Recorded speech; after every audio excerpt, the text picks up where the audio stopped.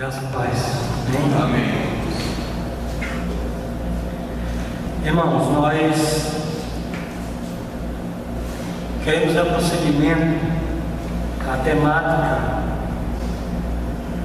da atuação do Espírito, ou das ações de Deus através da atuação do Espírito no Antigo Testamento. E dentro dessa temática nós iniciamos a ideia da operação de Deus através do seu Espírito em termos de julgar e restaurar o seu povo. Nós vimos um texto no capítulo 32 de Isaías e vamos continuar em Isaías, ok? Dessa vez eu gostaria de ler com os irmãos no capítulo 63, um texto no mínimo curioso, porque a menção ao Espírito aqui é muito impressionante, por ser um texto não tão longo e com 3 menções ao Espírito. Isaías 63, do verso 7 até o verso 14. É um outro texto do Antigo Testamento que fala da atuação de Deus através do Espírito em termos de julgar e restaurar o seu povo. Embora a maneira como esse texto funciona desta forma, ou para entendermos como é que o texto funciona desta forma, precisaremos apelar bastante para o contexto de Isaías, particularmente a partir desse versículo até o final do livro. Então a palavra do Senhor diz assim, Isaías 63, verso 7 ao verso 14: Falarei da bondade do Senhor, dos seus gloriosos feitos, por tudo que o Senhor fez por nós, sim, de quanto bem Ele fez à nação de Israel, conforme a sua compaixão e a grandeza da sua bondade. Sem dúvida, eles são meu povo, disse ele. São os filhos que não vão me trair. E assim, ele se tornou o salvador deles. Em toda a aflição do seu povo, ele também se afligiu. E o anjo da sua presença os salvou. Em seu amor e em sua misericórdia, ele os resgatou. Foi ele que sempre os levantou e os conduziu nos dias passados. Apesar disso, eles se revoltaram e entristeceram o seu Espírito Santo. Por isso, ele se tornou inimigo deles e lutou pessoalmente contra eles.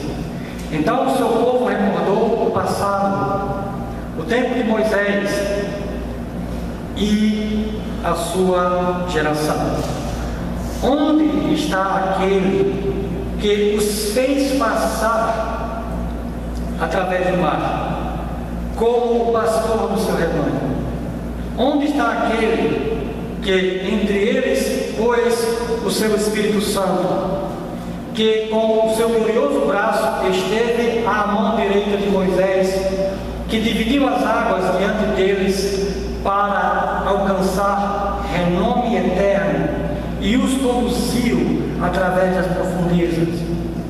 Como cavalo em campo aberto, eles não tropeçaram. Como gado que desce a planície, foi-lhes dado descanso pelo Espírito do Senhor. Foi assim que guiaste o teu povo, para fazer para ti um nome glorioso. Senhor, como esse texto te descreve como pastor que não abandona o teu povo por causa da tua aliança infalível, nos pastoreia agora, Senhor, através da tua palavra, conforme a necessidade de cada coração aqui. Apesar de muitas vezes esta descrição também ser nossa, estarmos entre aqueles que se rebelam contra ti, que não nos falte, Senhor, nesse momento, o teu pastoreio, através do teu Espírito, por meio da tua palavra, para glorificar o teu nome. Em nome de Jesus, amém e amém. Eu estava no ônibus e esse ônibus passou em frente a uma determinada igreja que tinha muitos carros estacionados próximos a ela, ao ponto de chamar a atenção de uma das passageiras do ônibus, que curiosamente perguntou ao motorista o que estaria acontecendo. E o motorista prontamente fez um comentário que me chamou por demais a atenção. Inicialmente ele observou que possivelmente se trataria de algum evento, de alguma festividade, enfim, que estava acontecendo naquela igreja, e logo depois ele complementou a sua observação dizendo que, como já havia um certo movimento de saída, daqui a pouquinho o pastor estaria saindo também com malas de dinheiro, com sacos de dinheiro, levando o dinheiro do povo que tinha ido até ali para dar crédito àquilo que aquele pastor estaria supostamente dizendo para enganar aquelas pessoas. E aí, irmãos, quando eu ouvi aquilo, eu tive inicialmente dois sentimentos. O primeiro sentimento foi o sentimento de revolta, foi aquele sentimento de oposição, aquele sentimento que de fato eu não concordava em absoluto com o comentário daquele motorista. E esse meu sentimento, irmãos, de não aceitação das palavras, das observações daquele homem, se dava por uma razão muito simples.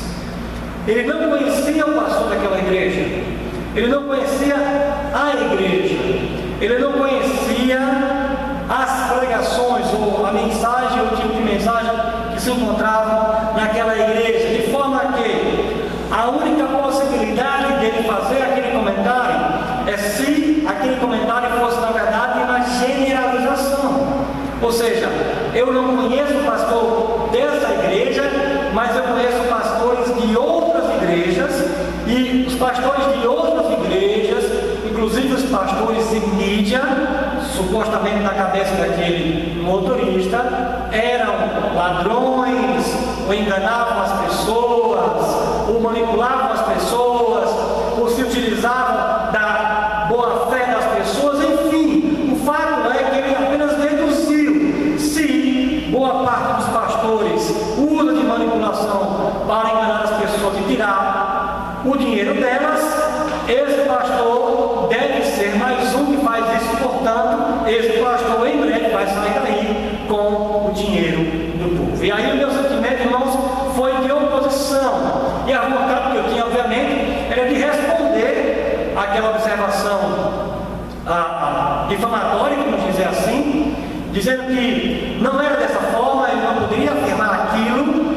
ele não conhecia aquele pastor, por mais que aquilo que ele estava dizendo pudesse ser aplicado àquele pastor, ele não tinha fundamento para dizer que aquele pastor de fato se comportava daquela forma. Sem falar no fato de que nós também conhecemos muitos pastores, irmãos, que por amarem a obra de Deus vivem com salários irrisórios, salários indignos, na verdade, para o pastor, para a sua família, mas o amor à obra de Deus, a Deus, a convicção ministerial é tão grande que esses pastores se submetem a tal condição. Então, é no mínimo um comentário difamatório, generalizar, como implicava a observação daquele motorista, de que todos os pastores fazem aquilo, tem aquele tipo de postura. O segundo sentimento que eu tive, irmãos, pode parecer até um pouco estranho, mas eu espero que vocês me entendam, foi um sentimento de culpa. Claro que de culpa compartilhada. Afinal de contas, eu sou evangélico. Eu faço parte da igreja evangélica brasileira. Eu não posso negar isso. E eu, na verdade, não quero negar isso. Se formos muito honestos, e é sempre necessário que o cristão seja, a fim de admitir as próprias culpas diante de Deus, por isso que nós encontramos aqui ali textos da Escritura evocando a postura de que Deus sonde o coração, e aí quando Deus faz isso, Deus desmascara as nossas culpas. Se formos muito honestos, irmãos, como igreja evangélica brasileira, que tem posturas erradas com o dinheiro, que tem vários pastores, isso de fato é verdade, que estão colocando dinheiro de uma forma negativa, e por causa desta maneira de colocar o dinheiro, suscitam críticas e mais críticas, dando cada vez mais artilharia aos opositores do Evangelho. Se nós formos muito honestos, admitindo que nós somos dessa igreja, ou que fazemos parte dessa igreja, a nossa culpa existe em alguma medida, embora seja uma culpa compartilhada. Ou seja, eu faço parte da igreja que, por causa da sua postura com o dinheiro, induz aquele motorista a, infelizmente, ter aquela conclusão. Esses dois sentimentos, irmãos, foram sentimentos iniciais. No entanto, rotineiramente, costumeiramente, o sentimento que predomina no meu coração, irmãos, é um sentimento de nostalgia. É um sentimento saudosista. Não com a minha vida cristã, não porque eu olho para algum momento meu particular, como era bom aquele momento em que eu era crente, mas quando eu olho para a história da igreja, não a história da igreja brasileira, não a igreja evangélica no Brasil, porque quando nós olhamos para a igreja evangélica no Brasil, e aí, claro, eu estou generalizando, podemos falar de qualquer coisa menos de um avivamento brasileiro. Talvez alguém possa se atrever a falar em avivamento à brasileira, que é completamente diferente de avivamento. Que avivamento à brasileira, irmãos, como a própria expressão já está dizendo, é avivamento do jeitinho brasileiro. E aí você já pode entender, que avivamento à brasileira, ou seja, avivamento do jeitinho brasileiro, é avivamento que não é avivamento, mas é aquele avivamento em que as exigências de Deus vão ser negociadas desde que haja poder, mas é aquele poder que me possibilite a manipulação das massas, e não fazer com que aqueles que me ouçam como pastor, ou como pregador, ou como mestre, se envolvam com os problemas da nação, se envolvam com a crise, com a questão social, o problema da educação. Irmãos, avivamento da brasileira é isso daí, não mexe em nada com a estrutura social, não é desse tipo de avivamento da brasileira, definitivamente, que eu estou falando, que eu tenho esse sentimento saudosista. Eu estou falando do avivamento que nós encontramos na história da igreja, com indicações claras e seguras de que se tratava de uma obra de Deus de verdade, o verdadeiro avivamento, irmãos, como aquele que deu início à própria igreja neotestamentária, avivamentos como aquele da reforma protestante, em que servos de Deus foram literalmente queimados, avivamento, irmãos, como o do movimento puritano no século XVII, onde homens de Deus, por pregarem o Evangelho, foram proibidos de subir em púlpitos. Eu estou falando, irmãos, do avivamento do século XVIII, por exemplo, realmente o avivamento wesleyano, o avivamento ou o despertamento, costumeiramente chamado da Nova Inglaterra, avivamento como George Whitefield e Jonathan Edwards. Eu estou falando, irmãos, desses avivamentos, estou falando do avivamento de Gales, estou falando do avivamento na Coreia do Sul, um pouco mais próximo de nós. Eu estou falando, irmãos, desses avivamentos que de fato mexem com a nação, que faz com que haja temor a Deus na nação, que mexe com as estruturas sociais, que faz o reino de Deus avançar, que diminui a influência do pecado na vida das pessoas. Irmãos, é desse tipo de avivamento que eu estou falando, e o meu sentimento é um sentimento saudosista assim. O texto que nós acabamos de ler também é um texto saudosista. O texto que nós lemos, irmãos, em Isaías 63, do 7 ao 14, apresenta um profeta como quem fala no lugar do povo. Na verdade, o que nós temos a partir do verso 7 até o final do capítulo 64, que é o verso 12, é uma oração. E aqui o profeta, como é típico no Antigo Testamento, ele ora representativamente, ou seja, Isaías, como um homem de Deus, movido pelo Espírito, com a sensibilidade do céu, ele enxerga o sentimento religioso da nação. Claro que Isaías está escrevendo, irmãos, um momento mais posterior a ele mesmo, mais de um século, está se referindo aos pós-exílicos, ou seja, o povo de Deus já foi para o exílio e já voltou, e aí Isaías, profeticamente, como alguém que de fato tem a percepção do Espírito, vai percebendo o sentimento do povo de Deus, o sentimento religioso, vamos dizer assim, a percepção espiritual, por mais claro que seja, mas havia alguma do povo de Deus que levasse o povo de Deus a buscar a Deus. E aí Isaías, representativamente, expressa como seria esta oração. E aí a expressão desta oração começa aqui do verso 7 até o final do capítulo 64. No entanto, o texto que de fato nós lemos do verso 7 ao 14 não é a oração em si. Podemos dizer que é o início dela, é o pontapé inicial. A oração mesmo começa no verso 15, olha dos altos céus.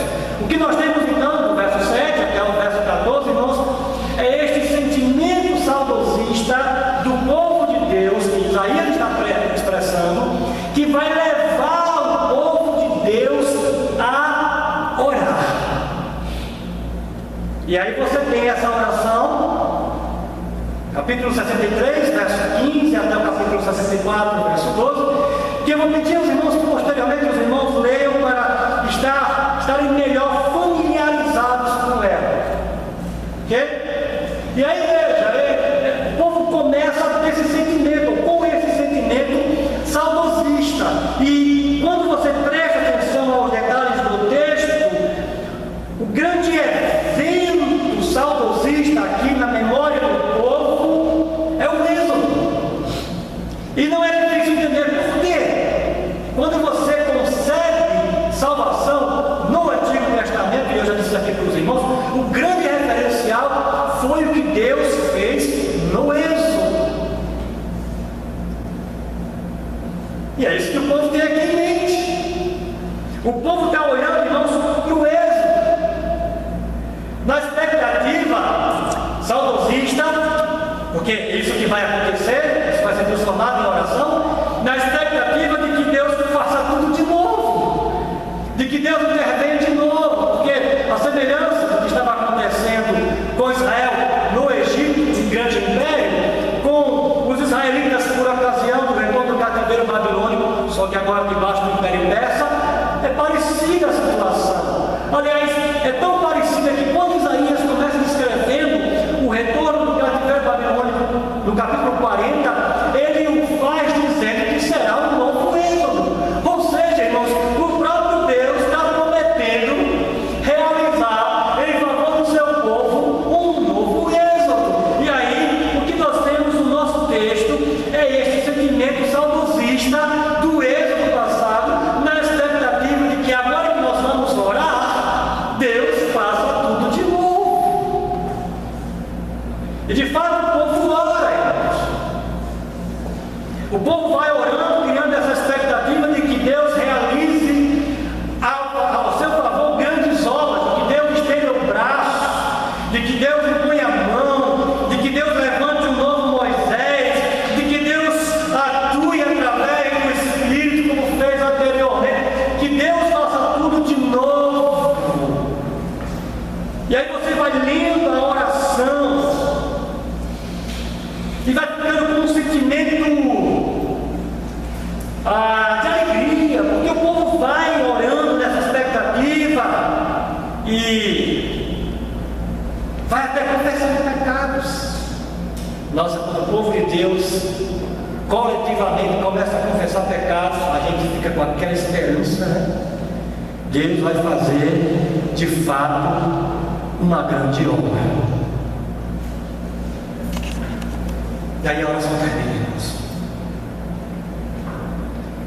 Quando a oração termina, depois de todo o palavreado, todas as ideias, toda a expectativa, toda a esperança, todas as menções ao passado, as próprias promessas de Deus, quando a oração termina, você fica com aquela impressão que nosso coração de Deus deve estar alegre. Dá para imaginar Deus pensando assim: oh Israel, quanto tempo eu não queria ouvir isso de vocês. Vocês com essa expectativa de que eu faça tudo de novo, de que eu esteja entre vocês, que eu levante Moisés, que eu atue através do Espírito. Oh Israel, quanto eu esperava que vocês admitissem seus pecados, reconhecessem as falhas, que vocês não cumpriram a aliança. Irmãos, nós ficamos com a impressão de que é assim que Deus vai responder à oração. Responder aqui não no sentido tradicional como nós entendemos de agir, mas no sentido de diálogo. Você fala e eu respondo. Você pensa que Deus vai dizer: que bom que eu estou finalmente ouvindo isso de vocês. A semelhança do que Deus falou lá com Moisés, né? Quando Deus propõe Moisés mandamentos, que o povo diz: tudo que o Senhor falou faremos. O Senhor diz: muito bom que eles disseram. Pena que eles não vão cumprir o compromisso que eles estão assumindo comigo. Você fica com a impressão de que Deus finalmente vai dizer: amém, Israel, ainda bem que vocês estão me dizendo isso. Mas, meus irmãos, não é nada disso que Deus diz. O que Deus diz é simplesmente inesperado, para não dizer estranho. Capítulo 65, eu peço que você leia comigo os 2 primeiros versículos. Fiz-me acessível aos que não perguntavam por mim, fui achado pelos que não me procuravam. A uma nação que não clamava pelo meu nome, eu disse: eis-me aqui, o tempo todo estendi as mãos a um povo obstinado, que anda por um caminho que não é bom, seguindo as suas inclinações. Meus irmãos, Deus não podia dizer algo mais inesperado do que essas palavras introdutórias da sua resposta, que, como eu disse, vai até o final do capítulo 66 e, na verdade,